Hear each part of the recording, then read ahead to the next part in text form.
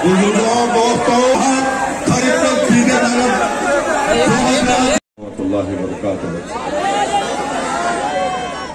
मोअज़्ज़िज़ हाज़रीन इकराम, बुजुर्गान कौम और मिल्लत, मेरे गयूर नौजवान साथियों, मेरी इज़्ज़तदार माँ और बहनों, मजलिस इत्तेहादुल मुस्लिमीन के मेरे तमाम रुफ़क़ा, शहनशीन पर तशरीफ़ फरमा, मजलिस इत्तेहादुल मुस्लिमीन के रुकने असम्बली मोहतरम जनाब कौसर मोहिउद्दीन साहब, ज़हीराबाद मजलिस इत्तेहादुल मुस्लिमीन के सदर मोहम्मद अतहर अहमद साहब, सीनियर मजलिसी कायद जनाब मोहिउद्दीन गौरी साहब, साबिक़ा वाइस चेयरमैन साहब, अपना कीमती वक्त निकालकर आज के इस मजलिस इत्तेहादुल मुस्लिमीन के ज़ेर एहतमाम जलसे हालात हाज़रा में शिरकत किए। मेरे अजीज दोस्तों और बुजुर्गों, मैं ये बहुत ज़रूरी समझता हूँ कि आपके सामने उस नस्ल कशी का जिक्र करूँ, उस कत्लेआम का जिक्र करूं, उन 7,000 लोगों की जो जानें चले गई हैं उनका जिक्र करूं, जिसमें 2000 से ज़ायद मासूम बच्चों की मौत हुई है, जिसमें 1500 से ज़ायद ख़वातीन को मार दिया गया, जिसमें 16,000 से ज़ायद मर चुके हैं या जो जिंदा हैं वो अपनी सांस लेने में मुश्किलात महसूस कर रहे होंगे। मैं आपके सामने बात कर रहा हूं गाजा में, जहां पर इजराइल अपनी एक बर्बरियत के मजाहरे कर रहा है। मेरे अजीज दोस्तों और बुजुर्गों, मजलिस इत्तेहादुल मुस्लिमीन ने हालिया दिनों में दारुस्सलाम की तारीखी सरजमीन पर हमने फलस्तीनियों के हक के लिए एक एहतजाजी जलसा रखा। अल्हम्दुलिल्लाह हजारों की तादाद में अवाम ने बिला लिहाज मज़ो मिल्लत उस जलसे में शिरकत की। मैं आज आपके सामने जरूरी समझता हूं कि फलस्तीन की अवाम का जिक्र हम करें, और मुझे यकीन है और आपको उसको बयान करने के लिए मैं अपनी जबान से अल्फाज अदा करने के लिए मुश्किल महसूस कर रहा हूं। आप अंदाजा लगाइए कि हम देखते हैं वीडियोस में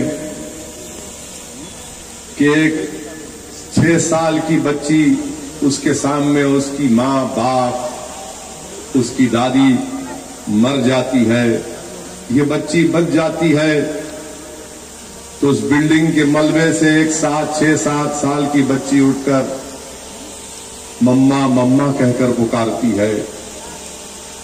एक बिल्डिंग इजराइल की एयरफोर्स ने बम गिराया, एक बाप देखता है कि मेरे फ्लैट का मलबा है, दौड़ता है, अपनी बीवी की लाश को पाता है, अपनी औलाद की लाशों को पाता है तो देखता है कि मेरी बेटी जिंदा है, उसको उठाकर भागता है। एक डॉक्टर है जो बगैर इलेक्ट्रिसिटी के, बगैर कोई चीज के ऑपरेशन कर रहा है। लोग उससे कहते हैं कि डॉक्टर साहब जरा इधर आओ, अभी एक बिल्डिंग गिरी, 10 लाशें आई हैं। वो डॉक्टर दौड़ कर क्या देखता है कि उन 10 लाशों में उसकी मां, बाप, बीवी और औलाद की लाशें हैं। एक सहाफी है जो अल जजीरा के लिए रिपोर्टिंग कर रहा है और रिपोर्टिंग करके दौड़ता है किसी मुकाम पर कि उस जगह पर इजराइल ने बम गिराए हैं। जब पहुंचता तो देखता कि अल्लाह ये तो मेरी बिल्डिंग है। मालूम हुआ कि उसके 2 बेटे और बीवी मर चुके हैं। मेरे अजीज दोस्तों और बुजुर्गों, अगर आज आपकी आंख से आंसू नहीं निकलेंगे, अगर आप अपने दिल में उन लोगों की तकलीफ को महसूस नहीं करेंगे और दुनिया अगर ये सब मज़ाहिरे देखकर भी इनके दिलों में तकलीफ नहीं हो रही है, तो मैं तो कहूंगा कि तुम्हारा दिल मुर्दार हो चुका है। तुम इंसान कहलाने के लायक नहीं हो। कि मेरे अजीज दोस्तों और बुजुर्गों, 7,000 लोग को मार दिया गया इजरायली फौज की तरफ से। आप अंदाजा लगाइए कि कोई दुनिया में उनका नाम लेने वाला नहीं, कि उनकी मदद के लिए तैयार नहीं है। अक़वाम मुत्तहिदा का सेक्रेटरी जनरल मजम्मत करता है तो इजराइल मुतालबा करती है कि उसको निकाल दिया जाए। क्या हो गया यूरोप की तहजीब को? क्या हो गया यूरोप की इंसानों से जो मोहब्बत करते हैं? कहां गई तुम्हारी मोहब्बत? क्या हो गया अमेरिका को जो सारी दुनिया को ह्यूमन राइट्स का दर्ज देते हैं? आज तुम अंधे और बहरे क्यों बन चुके हो? मेरे अजीज दोस्तों और बुजुर्गों, गाजा में जो हो रहा है, 20 लाख के करीब लोग गाजा में रहते हैं। 11 लाख लोग आज बेघर हो चुके हैं और इजराइल ये चाहता है कि गाजा को मुकम्मल तौर से खत्म कर दिया जाए या फिर उनको सीनाई सहरा में, डेजर्ट में ले जाकर मिस्र के अंदर इनको छोड़ दिया जाए। जो आज हमारे भारत के टीवी चैनलों पर बैठकर जो लोग इजराइल के स्टेनोग्राफर और चमचागिरी कर रहे हैं, मैं उनसे कहना चाह रहा हूं कि थोड़ी देर के लिए सोचो कि गाजा में मरने वाले बच्चे तुम्हारी औलाद अगर होती तो क्या बोलते तुम? और अगर गाजा में बिल्डिंगें जो गिराई जा रही हैं, अगर तुम्हारा टीवी स्टूडियो गिर जाता तो तुमको क्या तकलीफ होती बताओ? अफसोस होता है कि जालिम का साथ दे रहे हैं और मजलूमों को जालिम करार दे रहे हैं। अमेरिकन एम्बेसी वहां पर 14 में एक रिलीफ लेकर जा रहे थे इजराइल की फौज ने के उस तरफ रहो। 2002 में दीवार उठा दी गई। अगर मिसाल के तौर पर जहीराबाद में एक दीवार उठा दी जाएगी कि जहां पर असदुद्दीन ओवैसी का घर है, जहां पर कौसर मोहिउद्दीन या गौरी साहब का घर है, या जहां पर अथर का घर है, हम उन घरों के सामने से 40 फीट की ऊंची दीवार उठा देंगे और आपसे कहेंगे कि दीवार के उस तरफ रहो। ये दीवार उठा दी गई। इंटरनेशनल कोर्ट ऑफ जस्टिस में मुकदमा गया। इंटरनेशनल कोर्ट ऑफ जस्टिस ने कहा दीवार को तोड़ना चाहिए, दीवार के खिलाफ फैसला दिया। कोई नहीं बोलता। फिर आप देख लीजिए 2006 में इलेक्शन हुआ। इजराइल ने 26 फलस्तीनी एमपी को किडनैप करके लेके चले गए। 2008 में ऑपरेशन कास्ट लीड हुआ। 3 हफ्ते बमबारी हुई। 1400 फलस्तीनी मारे गए। 300 बच्चे उसमें थे। कहां से कह रहा हूं, गोल्डस्टोन रिपोर्ट।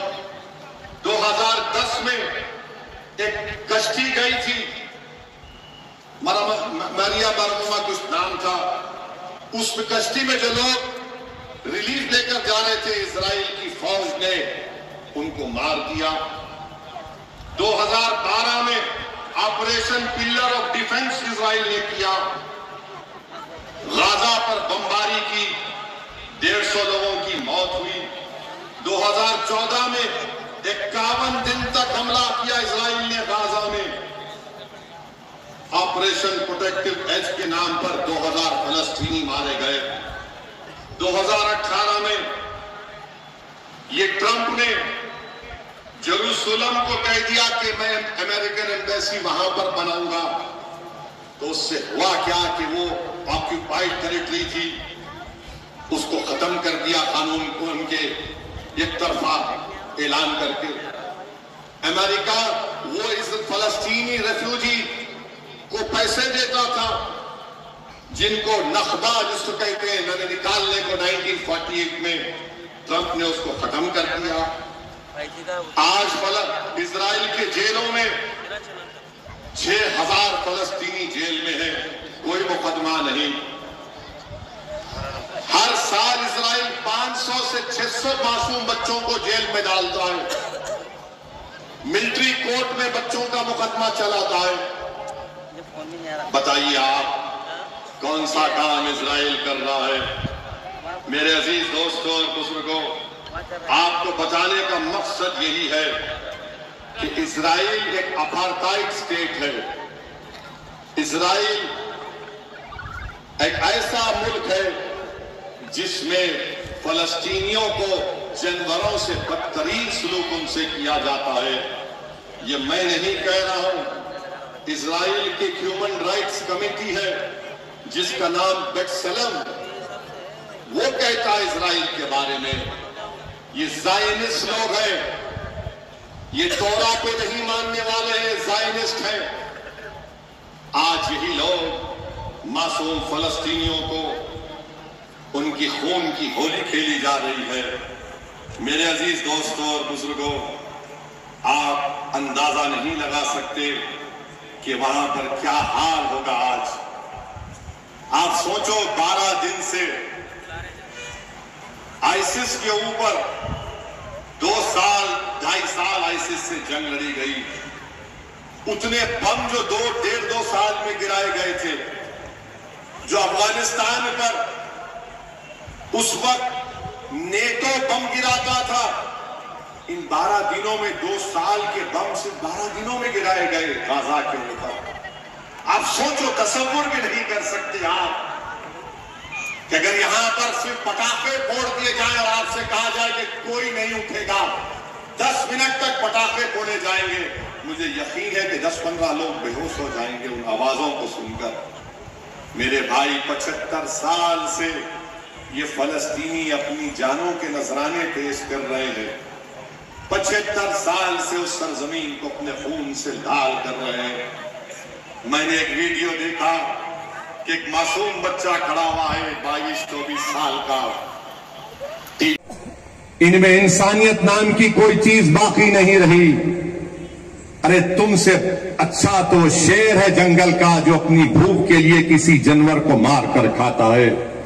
तुम तो हैवानियत के भी नजरों से नीचे गिर चुके हो, जो टीवी पर बैठकर अवाम को झूठ पे झूठ बोलते हो। क्या ये बात सच नहीं है?